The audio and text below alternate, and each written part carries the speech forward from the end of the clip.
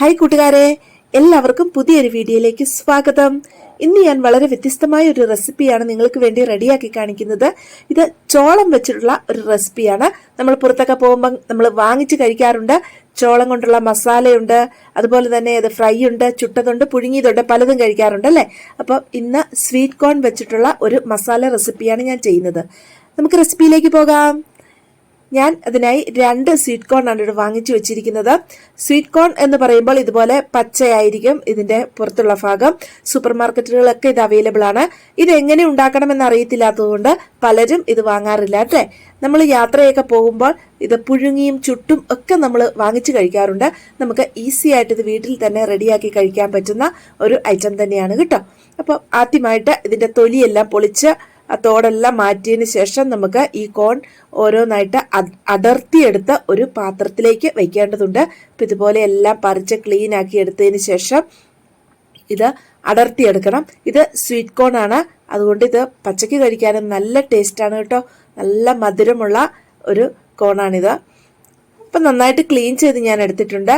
ഇനി ഇതെല്ലാം നമുക്ക് ഒരു പാത്രത്തിലേക്ക് അടർത്തി മാറ്റേണ്ടതുണ്ട്. അടർത്താനായിട്ട് ആദ്യം ഇതൊന്ന് നടുവെ പൊട്ടിച്ചെടുക്കുക. ഒടിച്ചതിന് ശേഷം ഈസി ആയിട്ട് നമുക്ക് ഇതുപോലെ അടർത്തി മാറ്റാവുന്നതാണ് കേട്ടോ. അത് നമ്മൾ ആ ഓരോ ലെയർ ആയിട്ട് അടർത്തി എടുക്കുകയാണ് ചെയ്യേണ്ടത്. ഈ സ്വീറ്റ് കോൺ ഇതുപോലെ കഴിക്കുമ്പോൾ ഇതിന് ധാരാളം ഹെൽത്ത് ബെനിഫിറ്റ്സ് ഉണ്ട്. ചോളം നമ്മൾ പല രൂപത്തിൽ കഴിക്കുന്നുണ്ട് അല്ലേ. എന്നാൽ ഏറ്റവും നല്ലത് ഈ സ്വീറ്റ് കോൺ ആയിട്ട് നമ്മൾ പുഴുങ്ങിയൊക്കെ കഴിക്കുകയാണ് കേട്ടോ. അപ്പം അതെങ്ങനെയാണെന്നാണ് ഇന്ന് നിങ്ങളെ ഞാൻ പരിചയപ്പെടുത്തി തരുന്നത്. അപ്പം ഇതുപോലെ ഇത് മുഴുവൻ നമുക്ക് അടർത്തിയെടുക്കാം. 2 കോണുണ്ട്, രണ്ടും ഞാൻ അടർത്തിയെടുത്ത് മാറ്റി നിങ്ങളെ കാണിക്കാം. ഇപ്പൊ 2 കോണും അടർത്തി ഇട്ട് കഴിഞ്ഞു. ഇതുപോലെ അതിന്റെ പെല്ലറ്റ്സ് പോലെ നമുക്ക് കിട്ടും. ഇത്രയും വേസ്റ്റും വന്നിട്ടുണ്ട് കേട്ടോ. അപ്പോൾ ഇതിനി നമുക്കൊന്ന് വേവിച്ചെടുക്കേണ്ടതുണ്ട്. അതിനായി ഞാനൊരു പാത്രത്തിൽ കുറച്ച് വെള്ളം തിളപ്പിച്ചിട്ടുണ്ട്. അതിലേക്ക് നമ്മൾ ഈ അടർത്തിയെടുത്ത കോണ് ഇടുകയാണ്. ഒരു 4-5 മിനിറ്റ് വേവേ ഉള്ളൂ. ഇതിനെ പെട്ടെന്ന് വെന്ത് കിട്ടും കേട്ടോ. അതിനുശേഷം ഇതിലേക്ക് കുറച്ച് ഉപ്പിട്ട് കൊടുക്കാം. ആവശ്യത്തിന് ഉപ്പിട്ട് കൊടുക്കേണ്ടതാണ്. ഉപ്പിട്ടതിന് ശേഷം നമുക്ക് ഇത് ഒന്ന് നന്നായിട്ട് വേവിച്ചെടുക്കേണ്ടതുണ്ട്. വെന്ത് കഴിയുമ്പോൾ നല്ല സോഫ്റ്റ് ആയിട്ട് വരും. അപ്പം ഇതൊന്ന് വെന്തെടുക്കുന്നിടം വരെയും നമുക്ക് വെയിറ്റ് ചെയ്യാം. അധികം നേരമൊന്നും മൂടി വെച്ചിട്ട് ഒരിടത്തും പോയി കളയരുതേ, വേഗം വെന്ത് പോകും. അതുകൊണ്ട് ഇടയ്ക്കിടയ്ക്ക് ഇളക്കി നോക്കി. ഈ കോണിന്റെ മൂപ്പ് അനുസരിച്ചാണ് കേട്ടോ അതിന്റെ വേവും. വളരെ ടെൻഡറ പിഞ്ചാണെങ്കിൽ അത് വേഗം വെന്ത് കിട്ടും. അതിന്റെ മൂപ്പ് അനുസരിച്ച് വേകാൻ അല്പം താമസമുണ്ടാകും. നമുക്ക് ഏതായാലും ഒന്ന് മൂടി വെക്കാം. മൂടി വെച്ച് തിളക്കട്ടെ. ഇപ്പൊ നന്നായിട്ട് തിളച്ചിട്ടുണ്ട്. ഒരു പകുതി വേവൊക്കെ ആയിട്ടുണ്ട്. നമ്മൾക്കറിയാം അതൊരു സോഫ്റ്റായി വരും. നമ്മൾ കയ്യിലെടുത്ത് ഞെക്കി കഴിയുമ്പോൾ നമുക്ക് ഇത് തിരിച്ചറിയാൻ പറ്റും. ഏതാണ്ട് വേവായി വരുന്നുണ്ട്. നമുക്ക് ഒന്നുകൂടി മൂടി വെച്ചിട്ട് ഒന്ന് വേവിച്ചെടുക്കാം. ഇപ്പോൾ ഏതാണ്ട് വെന്ത് വന്നിട്ടുണ്ട്. അപ്പൊ നന്നായിട്ട് സോഫ്റ്റ് ആയിട്ടുണ്ട്. വേകുമ്പോൾ കുറച്ചുകൂടി നിറവും കൂടുതലാകും.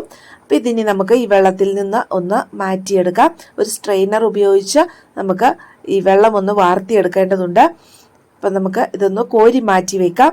വളരെ എളുപ്പത്തിലും എന്നാൽ ടേസ്റ്റി ആയിട്ടും ചെയ്യാവുന്ന ഒരു റെസിപ്പിയാണിത് കേട്ടോ. നമുക്ക് 4 മണിക്ക് ചായയ്ക്കും അതുപോലെ ഇടനേരങ്ങളിലൊക്കെ ചെറിയ സ്നാക്കായിട്ടും ഹെൽത്തിയായ ഈ വിഭവം കഴിക്കാവുന്നതാണ്. ഇതെല്ലാം ഞാനൊന്ന് കോരി മാറ്റുകയാണ്. തീ ഓഫ് ചെയ്തതിന് ശേഷം വേണം കോരി മാറ്റാൻ. അല്ല എങ്കിൽ ഇത് വെന്ത് അങ്ങ് സോഫ്റ്റ് ആയിട്ട് അലിഞ്ഞു പോകും കേട്ടോ.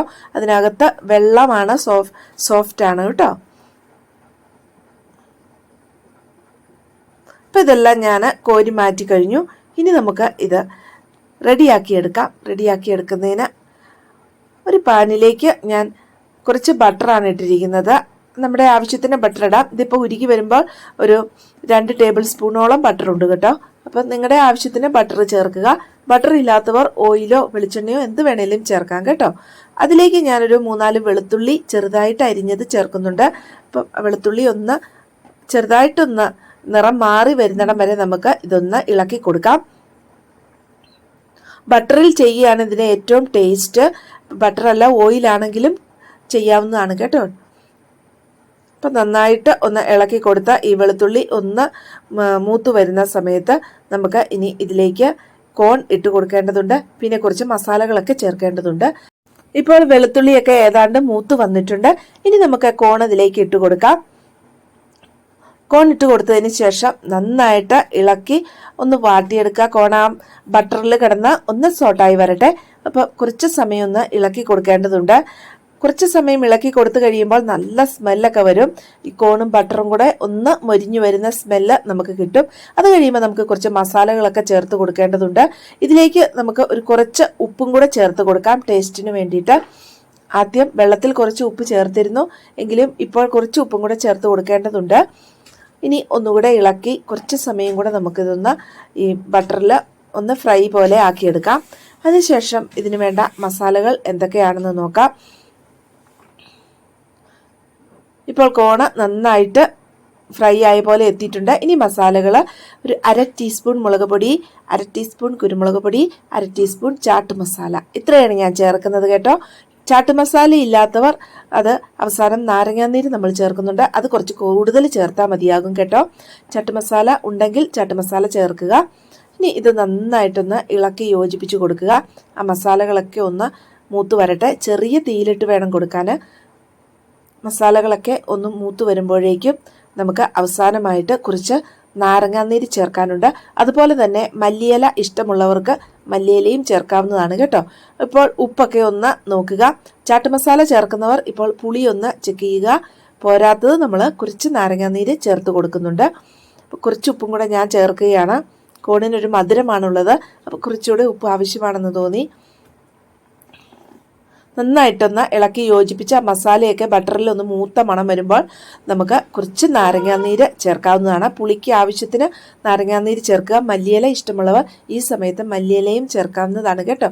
ഇപ്പോൾ നമുക്ക് നമ്മുടെ രുചികരമായ കോൺ മസാല റെസിപ്പി റെഡി ആയിട്ടുണ്ട്. ഇനി അല്പം ചൂടാറിയതിന് ശേഷം നമുക്കിത് സെർവ് ചെയ്യാവുന്നതാണ്.